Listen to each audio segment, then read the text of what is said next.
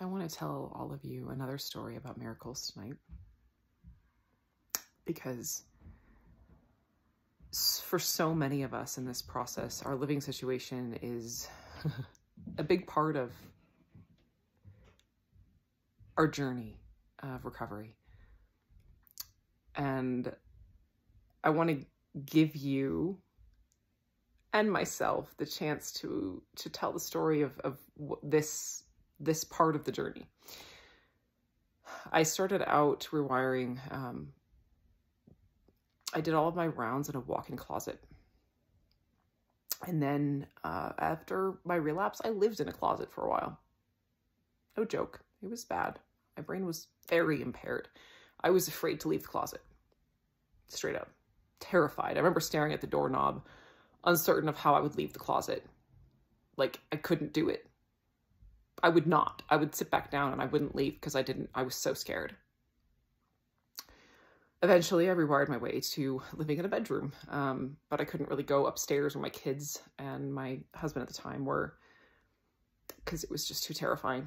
And eventually, I got to the point where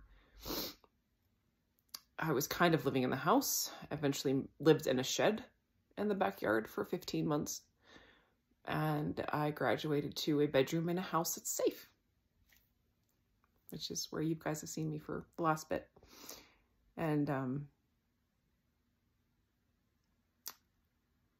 this is a story about the idea that what's for you can't pass you by, which I'll admit I've had a really hard time believing myself. Even with everything, I've had a really hard time believing that.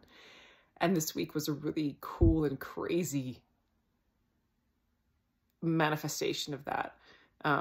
Last week I went and saw houses for the first time, which was really fun, and learned a lot. Didn't find anything I wanted. And the next morning or the next day, my real estate agent texted me a really cool townhouse, and I saw it with my roommate the next morning instead of my kids, and it was amazing. I mean, the market in Denver, it's not LA and it's not New York, but it's interesting. We'll say that. And trying to find a house big enough for 5 kids in a safe neighborhood is, you know, it's an interesting job, let's say. And I mean, this place was given the circumstances and budget I was working within, was perfect. But I was exhausted because I've been working so hard to try to be ready for this that I was just exhausted, and I didn't think I was going to get it, but I just kind of put it out of my mind and forgot about it, thinking it wasn't an option.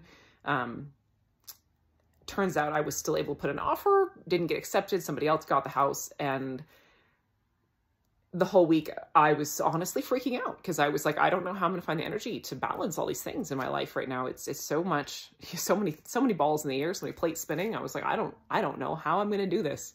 I was scared out of my mind and having a hard time sleeping. And it was a lot. And I finally realized, with a little bit of help today, that this can be easy. As I tell all of you all the time, it's just the easiest thing I've ever done. You know, it can be easy.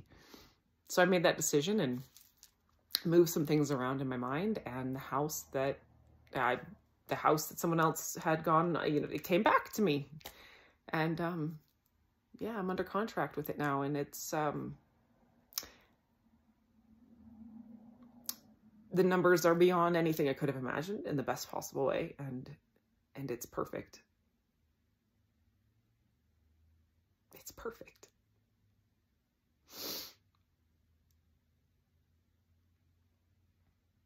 So,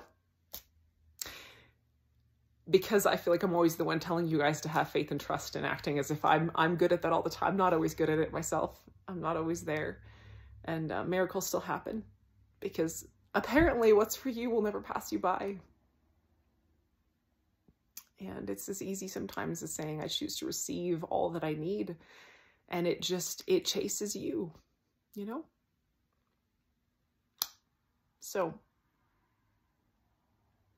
I'm going to go cry some more now because I'm really relieved and happy. And I hope that this gives you hope for your own life and your own journey and your own home and your own heart, that your nervous system can find its center and its ground, and that you can find home within yourself and around you.